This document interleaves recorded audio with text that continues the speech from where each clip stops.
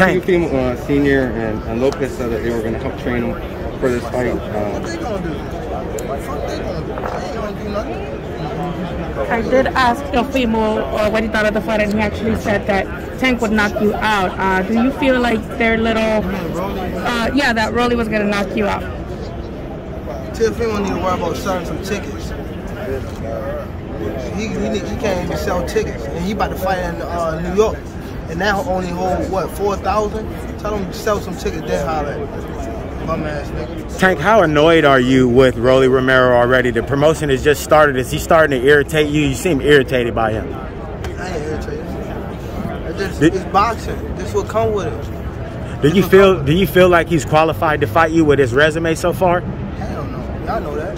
But look, meet me at your gym ASAP. You said today at 12. I worked out. I'm leaving tomorrow. Meet me at the gym. See? He didn't never show up. He didn't never show up.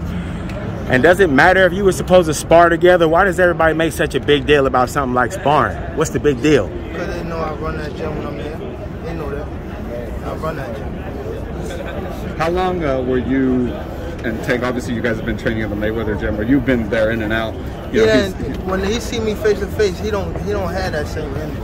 I walked right after. What was that fight when he lost? He really lost. I walked right to him when he was sitting on the couch and told him he a bum ass fight. And he didn't say not one word. Him and his pops was right there. See, he a clown. He trying to sell a fight. That's cool. That's cool.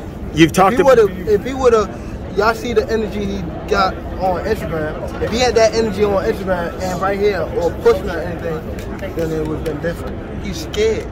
He's trying to sell a fight. He's trying to get money. He's trying to get his mom something for Christmas. Tank, how does it make you feel when Floyd Mayweather tells you you could pass me, you could achieve? I don't let that get to me. I don't let that get to me. Because once I start thinking about that, that's when shit go downhill. I'm trying to. It's more than what I'm. It's more. I done matured a lot. It's more than what I'm trying to do. I'm not trying to. I'm trying to build an empire. You know what I mean? I got a lot of people with me. You know, so. Tank, let me ask you. A few months ago, you were involved in a small actual plane crash. How grateful are you to be back on this stage after having such an incident, and how did it change your life?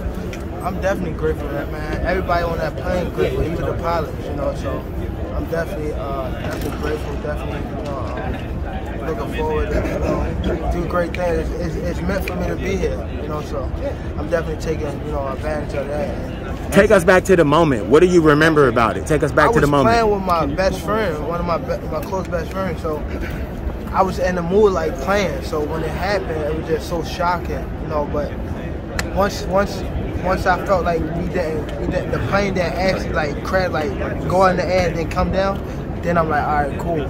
So I run to the front and I asked him, like, if you ain't never been on a plane, it's a pilot, it's two pilots, and then it's what is called the person that Co-pilot?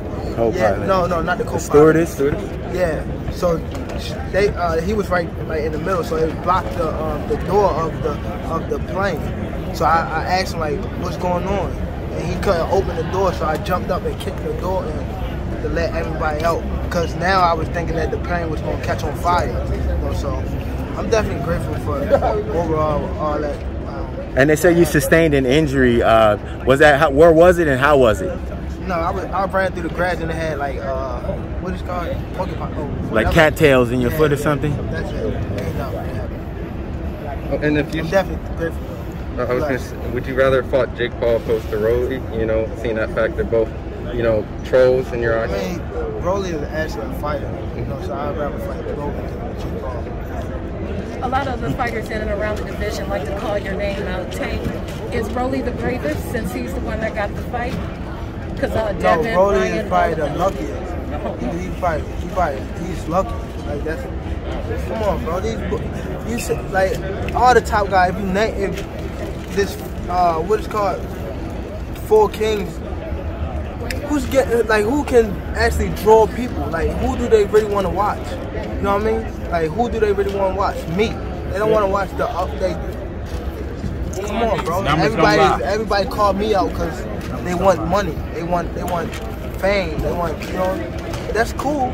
But I understand what's going on. So it don't really get to me. And speaking of that, Tank, there's been folks that have called you out, but the last two guys have paid a hefty price to get in there with you. Talk about the punishment that you've talked about wanting to punish Rolly.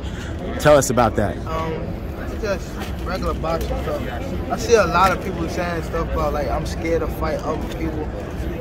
When did I ever turn down a fight? I never once turned down any fight since I've been signed to Al or Mayweather Promotion. I never turned down one fight. The guys right here, you can ask them right now. I never turned down one fight. Never. So all this, I'm scared to fight. Such as I'll fight all of them. I'll fight everybody. I'll fight the fucking heavyweights. I don't care about this. This is nothing to me. I survived a lot of stuff. Does Rolly's trash talking inspire you for a quicker knockout? Nah, not no quicker knockout. I mean, this is what you're supposed to do. You're supposed to sell a fight. You know what I mean? So I'm supposed to win. That's the main goal. Would you rather knock him out or would you rather punish him through 8 or 9 rounds? I'd rather punish him 12 rounds, 15 rounds. How motivated are you to purely humble Rolly Romero? You've talked about his antics and his dress. How hungry are you to simply humble him? It's a lower part of me want to humble, but it's more about going out there to do the job. Never forget the sight of the job. You know what I mean? This is boxing. That's gonna happen. My main focus is like getting the job done. Where's this level of maturity coming from? You've seen that you've grown so much in the last 3 years. I know it's probably the birth of your daughter. What's changed with you? You seem so humble and different. Just me being around. I don't want to say on top, but me being around for a long time now. Just learning the ins and outs. I'm still learning, but I feel as though if I'm standing in one spot, then that's when I fail. But if I'm continuing to mature, then that's what better me as a person, as a fighter. You know what I mean? I want to better myself all around, not just a boxer, which y'all see me as. With us being in LA, a lot is made about Mexican style boxing, and your style is pretty much just about Mexican style. Do you think? My style, not. Well, I'm talking about coming forward and just banging the guy out. I mean, that seems to be the goal in boxing, and you seem to be one of the bravest guys in your division. Talk to us about standing in the pocket and trading the way that you do. It just depends on the opponent. I give different looks. I didn't always bang. You see me with Barrios. I didn't bang with him at first. I boxed him because I didn't know what he was bringing to the table. Right. He was 140. My last fight was at 130. You know what I mean? So I got I'm 4 packages. This guy is not 4 packages. We know what he's bringing. You know what I mean? Y'all know what he's bringing. So it is what it is. Just buy the fight. Why do you think other fighters have such a hard time selling out venues? I don't know. That's not my job to tell. Why do you think that is, Leonard? Because it takes time. Becoming an attraction is a process, and that's what happens. And I don't want to call names. No. These guys, they win titles, and then automatically they think they are much bigger than that they actually are.